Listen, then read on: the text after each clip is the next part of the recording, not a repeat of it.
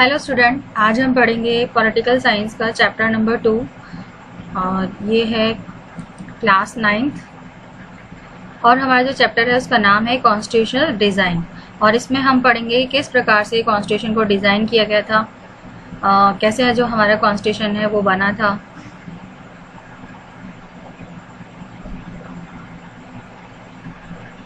कुछ जो basic rules हैं that citizens and government have to follow, जिसको ऐसे रूल्स जिसको कि सिटीजन और गवर्नमेंट दोनों को ही फॉलो करने हैं।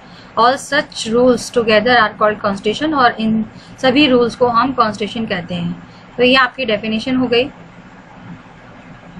There are certain basic rules that the citizens and government have to follow. All such rules together are called constitution. As the supreme law of the country, the constitution determine the right of citizen. और supreme law के रूप में country के जो constitution है वो citizens के right, power of the government and how the government should function, और कैसे गवर्नमेंट को काम करना चाहिए, वो सारी चीज़ें इस कॉन्स्टिट्यूशन के अंदर गिवन है। इस चैप्टर के अंदर we ask some basic questions, हम कुछ बेसिक क्वेश्चंस पूछेंगे about the constitutional design, constitutional design के बारे में ऑफ अ डेमोक्रेसी। और वो क्वेश्चंस है आपके, why do we need a constitution, हमें कॉन्स्टिट्यूशन की क्यों ज़रूरत पड़ती है, how are constitutions drawn up, कैसे कॉन्स्टिट्यूशन को बनाया गया था, एंड हु डिज़ाइंस देम, और किसने उसको डिज़ाइन किया था, in what way, and what are the value that shape the constitution in democratic states, और क्या वैल्यूज़ हैं जिससे हमारी कॉन्स्टिट्यूशन को शेप मिली थी डेमोक्रेटिक स्टेट के रूप में। Once a constitution is accepted, एक बार जो कॉन्स्टिट्यूशन को एक्सेप्ट कर लिया गया है, कैन बी चेंज, क्या हम उसको चेंज कर सकते हैं बाद में, जैसे रिक्वायरमेंट हो उसके अकॉर्डिंग, चेंजिंग जैसे कंडीशंस चेंज होती है उसके अकॉर्डिंग क्या हम इसको चेंज कर सकते हैं। One recent instance of designing constitutions for a democratic state that South Africa, और ऐसा ही एक कॉन्स्टिट्यूशन जो कि डिज़ाइन किया गया था डेमोक्रेटिक स्टेट साउथ अफ्रीका का। वी बिगन दिस चैप्टर, और इसके अंदर हम इस चैप्टर को हम शुरू करते हैं कि क्या हुआ था उस समय साउथ अफ्रीका के अंदर साउथ अफ्रीकन्स के साथ, और कैसे how the South African went about this task, कैसे उन्होंने इस टास्क को पूरा किया ऑफ डिज़ाइनिंग देयर कॉन्स्टिट्यूशन को डिज़ाइन करके। देन वी टर्न, उसके बाद हम वापस आएंगे कि कैसे हमारे इंडिया का कॉन्स्टिट्यूशन उसको बनाया गया था, and what it's foundational values, और क्या उनके आदर्श थे या मूल्य थे फाउंडेशन के, उसको नींव जब उसकी रखी गई थी कॉन्स्टिट्यूशन की तो क्या आदर्श हुआ करते थे, and how it provide a good framework, और कैसे ये गुड फ्रेमवर्क को प्रोवाइड करता था for conduct of citizens life and that of the government. तो सिटीजन्स की लाइफ को कंडक्ट करने के लिए और वहाँ की सरकार को कंडक्ट करने के लिए, तो ये सारी जो बातें हैं वो हम इस चैप्टर के अंदर पढ़ेंगे। तो सबसे पहले हम स्टार्ट करते हैं democratic constitution in south Africa. तो हम स्टार्ट करते हैं साउथ अफ्रीका से कि कैसे डेमोक्रेसी आई थी साउथ अफ्रीका के अंदर। ये जो वर्डिंग्स हैं ये हैं नेल्सन मंडेला की, और इन्होंने कहा था कि I have fought against white domination and I have fought against black domination. इन्होंने कहा कि मैं वाइट डोमिनेशन के खिलाफ लड़ाई लड़ता हूँ। डोमिनेशन मतलब था राज्य, तो जो वाइट लोग, जो पीपल थे जो पावर में थे, उनके खिलाफ वो लड़ाई लड़ रहे थे, और साथ में उन्होंने कहा कि मैं अगेंस्ट हूँ ब्लैक डोमिनेशन की, और मैं नहीं चाहता हूँ कि जो ब्लैक पीपल हैं वो भी डोमिनेशन करें। I have cherished the idols of democratic, और मैं जो डेमोक्रेटिक आइडल्स हैं इनको बढ़ावा देता हूँ, and free society in which all persons live together, एक ऐसी सोसाइटी चाहता हूँ, एक आज़ाद सोसाइटी जिसमें हर व्यक्ति साथ मिलकर रहे, प्रेम पूर्वक, सहिष्णुता से, एंड विद इक्वल अपॉर्चुनिटी, और सबको बराबर का मौका मिले।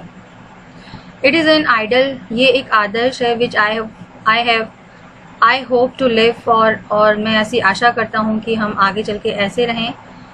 इसके लिए जिएं और इसी को हम प्राप्त करें, and to achieve. But if need be it is an ideal for which I am prepare to die. और ये कि यही वो आदर्श है जिनके लिए मैं अपनी जान तक दे सकता हूँ। तो ये नेल्सन मंडेला के वर्ड्स हैं। उन्होंने कहा था कि वो एक ऐसी कंट्री चाहते हैं जिसमें ब्लैक एंड वाइट दोनों मिलकर साथ साथ रहें और कोई भी किसी के ऊपर अपना अधिकार न समझे, कोई भी किसी को अपना गुलाम न बनाए। और इन्हीं आदर्शों के साथ वो जिंदा रहना चाहते थे और आदर्श भी ऐसे कि सब मिलकर साथ रहें और सबको बराबर का मौका मिले, सबकी ज़िंदगी है वो खुशियों से भर जाए। और इन्हीं आदर्श के लिए वो अपनी ज़िंदगी तक त्यागने को तैयार थे। दिस वॉज नेल्सन मंडेला, और ये थे नेल्सन मंडेला। और being tried for treason by white South African government. Treason मतलब होता है कि गद्दारी, और नेल्सन मंडेला जो थे वो कोशिश कर रहे थे जो वाइट साउथ अफ्रीकन गवर्नमेंट है उनको बताने के लिए कि वो एक तरह से गद्दारी कर रहे हैं।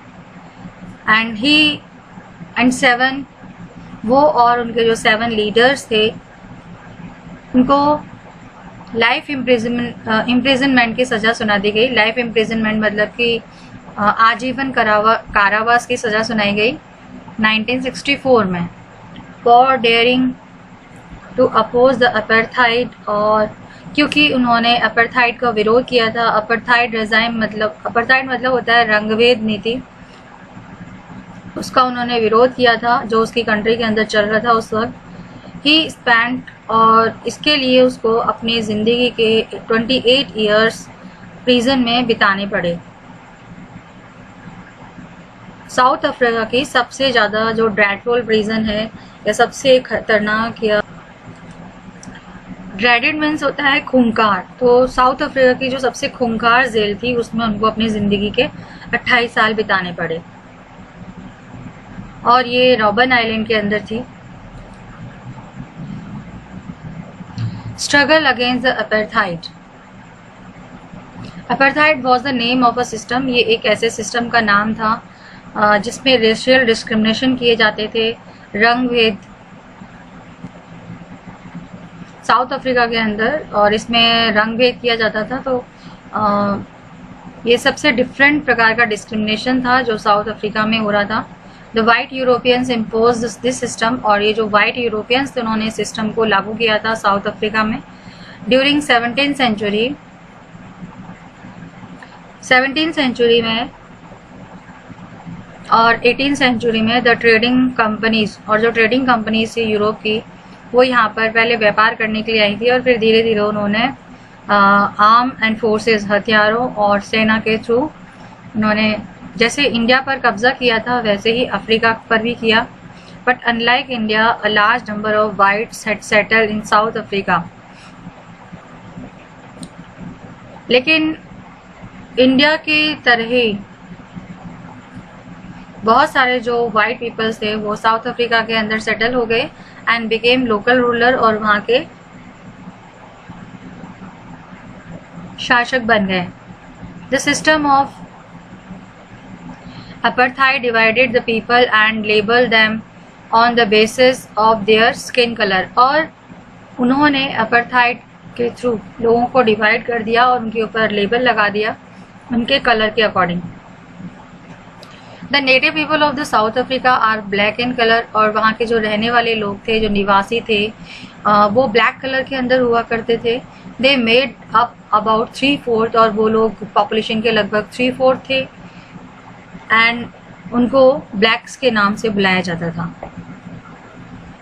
बिसाइड दीज 2 ग्रुप्स, इन 2 ग्रुप्स के अलावा, they were people of mixed races. ऐसे भी लोग थे जो कि जिनका कलर न वाइट था और न ब्लैक था, मिक्स्ड में आता था, तो उनको मिक्सड रेसेस कहा जाने लगा, जिनको बाद में कलर्ड का नाम दिया गया।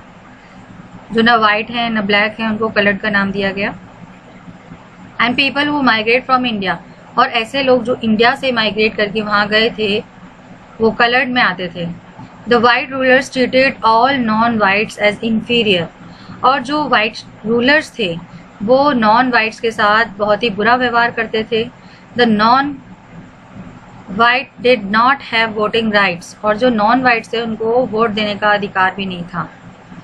The apartheid system was particularly oppressive, और जो अपार्थाइड सिस्टम है ये खासकर ऑपरेसिव हुआ करता था ब्लैक्स के लिए। They were forbidden from living in white areas, और वो लोग उनको वाइट एरियाज में रहने से मना किया जाता था, उनके लिए पाबंदी थी कि वो वाइट एरियाज में नहीं रह पाएंगे। And they could work in white areas only if they had permit, और वाइट लोग जहाँ रहते हैं उस एरिया के अंदर वो तभी जा सकते थे या तभी काम कर सकते थे जब उनको परमिशन मिली हो। Trains, buses, taxis, hotel, hospitals, schools and colleges, libraries, cinema halls, theatre, beaches, swimming pool,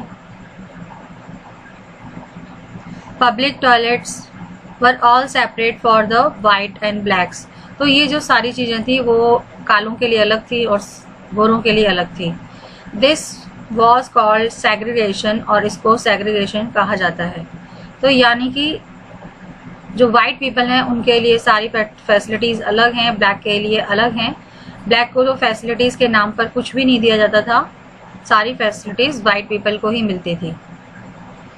तो जो सेपरेशन है अलग अलग चीज़ों का दोनों के लिए, उसी को सेग्रीगेशन कहा जाता है।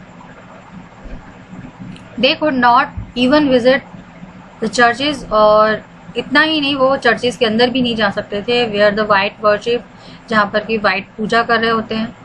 Black could not form association, और जो ब्लैक थे वो न ही संगठन बना सकते थे और protest against the terrible treatment, और जो उनके साथ बुरा व्यवहार हो रहा था उसके खिलाफ वो अपनी रक्षा भी नहीं कर सकते थे।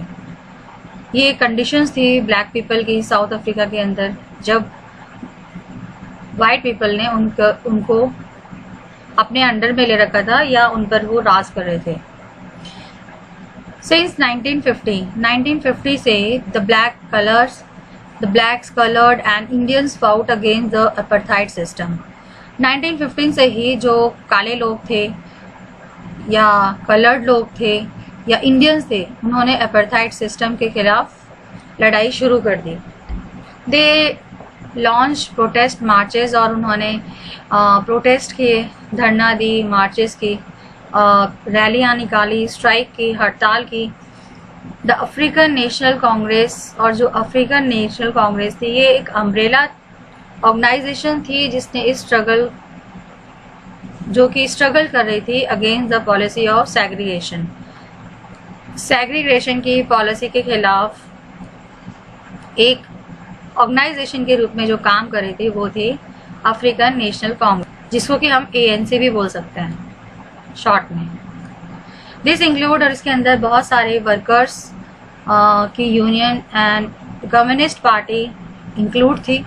Many sensitive whites also join the ANC to oppose the apartheid, और बहुत सारी जो सेंसिटिव वाइट पार्टीज भी थी जिन्होंने कि ANC को ज्वाइन कर लिया था, जिससे कि वो विरोध कर सकें अपार्थाइड का।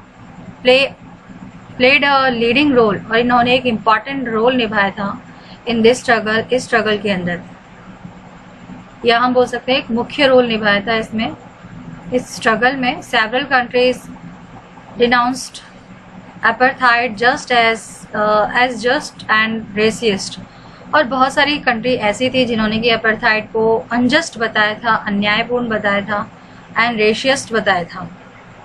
बट द वाइट रेसियस्ट, लेकिन जो वाइट रेसियस्ट गवर्नमेंट थी वो कंटिन्यू रूल करती रही, और डिटेनिंग, टॉर्चरिंग, और वो वैसे ही रूल करती रही जैसे उनके ऊपर अत्याचार करना, उनको टॉर्चर करना, और बहुत सारे थाउजेंड्स ब्लैक को मार देना एंड कलर्ड पीपल्स को मार देना। तो ये वाइट पीपल थे, वो इस टाइप से शासन कर रहे थे अफ्रीका के अंदर।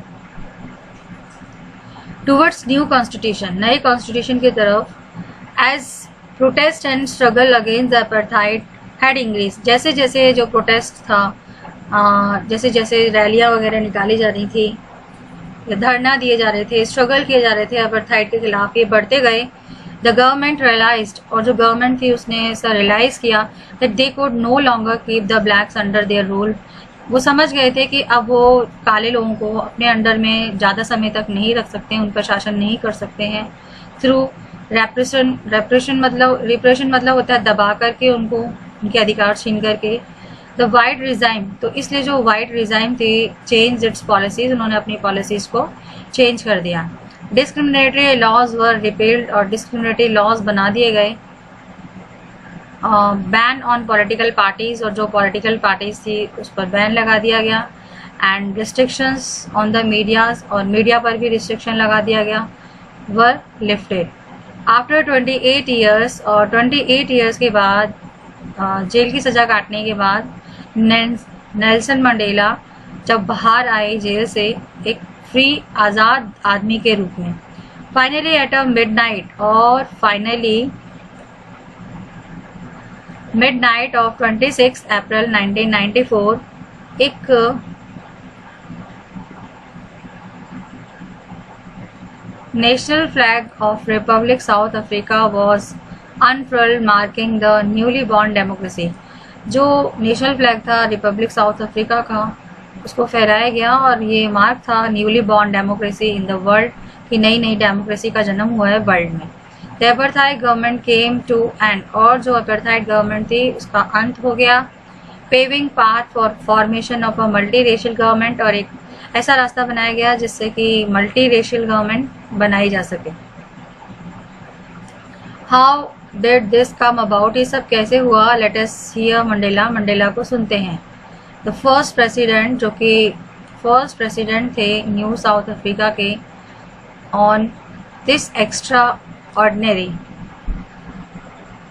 ट्रांजिशन, इस एक्स्ट्रा ऑर्डिनरी ट्रांजिशन में उन्होंने क्या कहा था? Historical enemies succeeded in negotiating a peaceful transition from apartheid to democracy exactly because we were prepared to accept the inherent capacity of goodness in the other.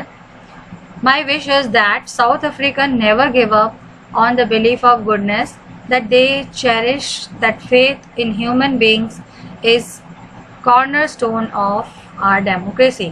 अब इन्होंने बोला था कि जो हमारे ऐतिहासिक जो एनिमी हैं उनको हम हराने में सफल हो गए, succeeded negotiating a peaceful transition, और हम ये चाहते हैं कि उनको शांतिपूर्वक तरीके से ट्रांजिस्ट किया जा सके फ्रॉम, या अपार्थाइड की जो चला आ रहा है इतने समय से उसको ख़त्म किया जाए, अपार्थाइड टू डेमोक्रेसी, अपार्थाइड से डेमोक्रेसी की तरफ इसको बढ़ाया जाए।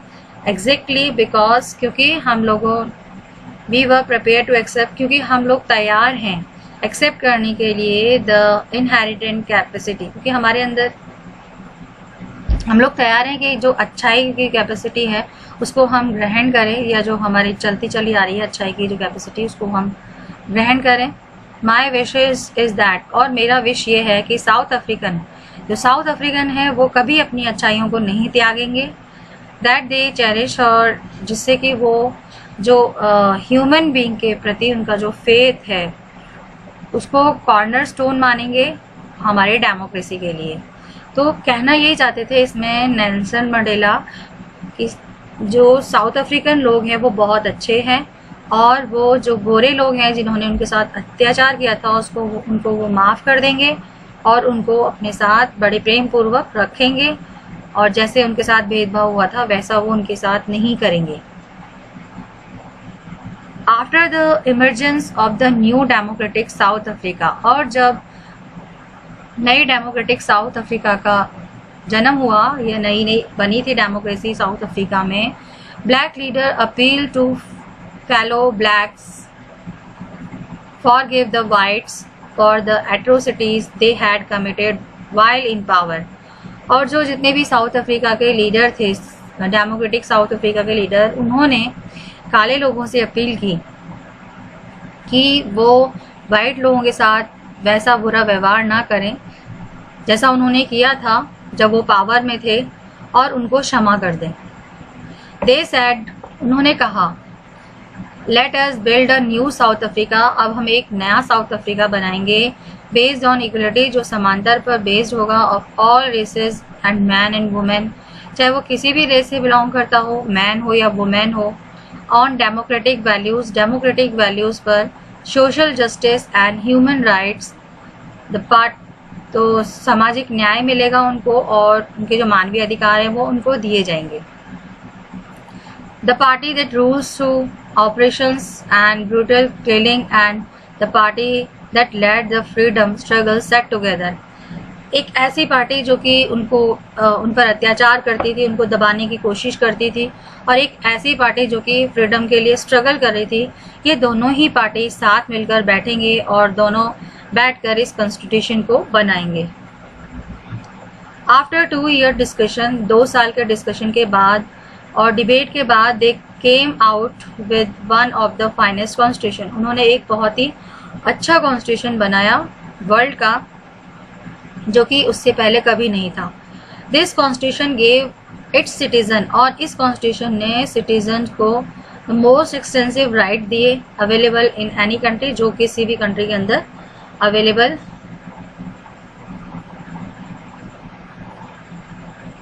थे, मतलब जो सिटीजन्स के लिए जो अधिकार थे वो ऐसे राइट्स इनको दिए।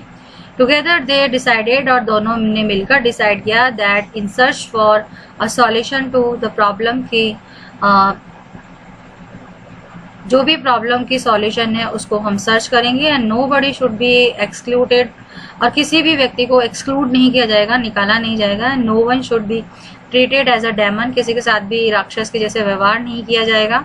They agreed that everybody should became the part of solution, और वो इस बात पे एग्री हुए कि हर व्यक्ति सॉल्यूशन का एक हिस्सा है, what ever they might have done और रिप्रेजेंटेटिव इन द पास्ट, चाहे उन्होंने क्या किया था, कैसे रिप्रेजेंट किया था पास्ट के अंदर, उससे कोई फर्क नहीं पड़ता। The preamble of the South African constitution some of this spread, और जो प्रेम्बल है साउथ अफ्रीका का, उसने इस स्प्रेड को उसने इस ये जो भावना थी उसको, उसका समअप लिखा था।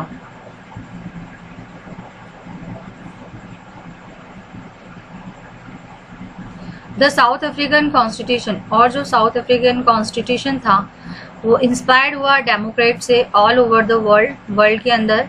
A state denounced by the entire world till 1994, और जो स्टेट था उसने डिनाउंस किया पूरे वर्ल्ड के अंदर, जिसको कि डिनाउंस किया गया था, जिसको बोला गया था कि ये ऐसी कंट्री है वर्ल्ड में, टिल 1994 तक ये ऐसी कंट्री रही है जो कि मोस्ट अनडेमोक्रेटिक थी। वन इज नाउ, जो पहले कभी मोस्ट अनडेमोक्रेटिक थी, अब वो एक मॉडल बन गई है डेमोक्रेसी का। व्हाट मेड दिस चेंज, और क्या ऐसा हुआ जिससे कि ये चेंज पॉसिबल हो पाया, was determination of the people of South Africa to work, कि जो साउथ अफ्रीका के लोग हैं वो लोग एक साथ मिलकर काम करेंगे, together to transform the bitter experience, और जो कड़वे पल जो उन्होंने बिताए थे, एक्सपीरियंस जो उन्होंने लिए थे उस चीज़ के, उसको वो भूल जाएंगे, into binding glue of rainbow nation, और एक उसको बाइंड करेंगे ग्लू के रूप में ऑफ रेनबो ऑफ नेशन, जैसे कि रेनबो में कई कलर होते हैं तो वैसे ही एक रेनबो बनाएंगे, रेनबो नेशन बनाएंगे। Speaking on south African constitution, और साउथ अफ्रीकन कॉन्स्टिट्यूशन में बात करते हुए जो मंडेला थे उन्होंने कहा, the constitution of South Africa speak of the both the past and future, जो साउथ अफ्रीका का कॉन्स्टिट्यूशन है वो पास्ट और फ्यूचर दोनों के बारे में बोलता है, दोनों के बारे में बताता है। एंड ऑन वन हैंड, एक तरफ तो it is a solemn pact in which we as a South African declare to one another that we shall never permit, और इसके अंदर हम वो सब चीज़ें डिक्लेयर करेंगे जिसको कभी परमिशन नहीं मिली थी, repetition of our racist brutal and repressive past. इसमें बोला कि जो उनके साथ जो रंग भेद हुआ था या जो उनके ऊपर अत्याचार हुए थे या रिप्रेसिव पास्ट था उनका, उसको वो दोबारा कभी नहीं दोहराएंगे, but it is more than that, लेकिन उससे भी ज़्यादा होगा। इट ऑल्सो चार्टर, ये चार्टर है for the transformation of country, कि कंट्री किस प्रकार से ट्रांसफॉर्म हुई है into one which is truly shared by all it's people, जो कि ट्रूली शेयर किया गया था सभी लोगों के through. A country which is the fullest, एक ऐसी कंट्री जो कि फुलेस्ट सेंस से बिलोंग करती है to all of us, black and white, all of us में आगे, चाहे वो काले हों या वो गोरे हों, मैन हो या वुमेन हो।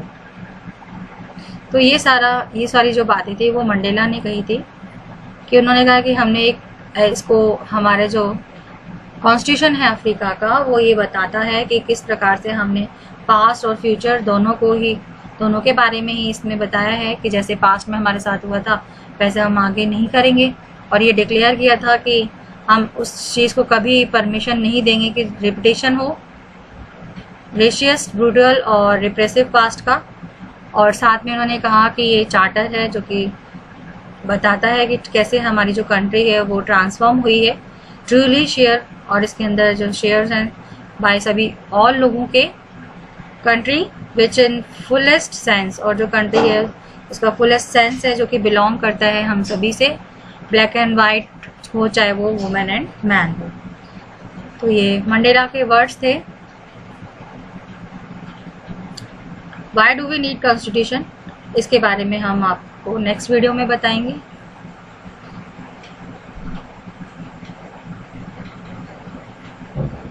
ये बोर्ड लगा हुआ है साउथ अफ्रीका हिस्ट्री ऑनलाइन, इसमें बता रखा है कि danger natives Indians and coloured, इस तरह से वो बोर्ड लगा दिया करते थे और उसमें लिखते थे कि नेटिव्स यानी अफ्रीका के रहने वाले, इंडियंस या coloured people, if you enter, अगर तुमने प्रीमिसेस रात में एंटर करने की कोशिश की, I'll be listed as a missing, armed guard shoot on sight, और तुम्हारा नाम मिसिंग में आएगा और साथ में जो गार्ड है, जो आर्म गार्ड जिनके पास हथियार है, वो तुमको देखते ही गोली मार देगा। एंड सेवेज डॉग्स, या जो कुत्ते हैं, वो डिवोर्स द कॉर्प्स।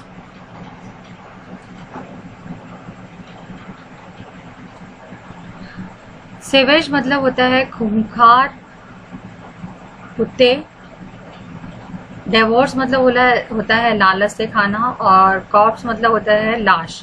तो जो खूंखार कुत्ते हैं या बर्बर कुत्ते हैं, बर्बर भी बोलते हैं शेवेज को, वो उस लाश को बड़े लालच के साथ खाएंगे। शूट करने के बाद कुत्ते उस लाश को खा जाएंगे। यू हैव बीन वार्न्ड, तुमको ये चेतावनी दी जाती है। मतलब कि वाइट पीपल जहाँ रहते थे वहाँ पर इस टाइप के बोर्ड लगा दिए जाते थे, जिससे कि जो नेटिव इंडियंस या कलर्ड लोग हैं वहाँ एंटर ना करें, क्योंकि उनको देखते ही गोली मारने के आदेश थे, और बाद में उनकी जो लाश थी वो कुत्तों के आगे फेंक दी जाती थी। तो ये तो था आपका कैसे बेचारे ब्लैक पीपल्स ने स्ट्रगल किया था और वाइट पीपल कैसे उनके ऊपर अत्याचार कर रहे थे। इसके बाद भी जो ब्लैक पीपल थे उन्होंने सब कुछ भुलाकर वाइट पीपल को अपना लिया, और वहाँ का जो कॉन्स्टिट्यूशन था वो एक ऐसा कॉन्स्टिट्यूशन बना जो कि वर्ल्ड में कहीं नहीं था, और एक ऐसी डेमोक्रेसी आई जो वर्ल्ड में कहीं भी देखने के लिए नहीं मिली। तो आज जितना मैंने आपको पढ़ाया है उसको आपको पढ़ना है, उसको रिवाइज करना है, और अगर कोई चीज़ नहीं समझ में आती है तो वो आपको मुझसे पूछना है। Okay, bye, have a nice day.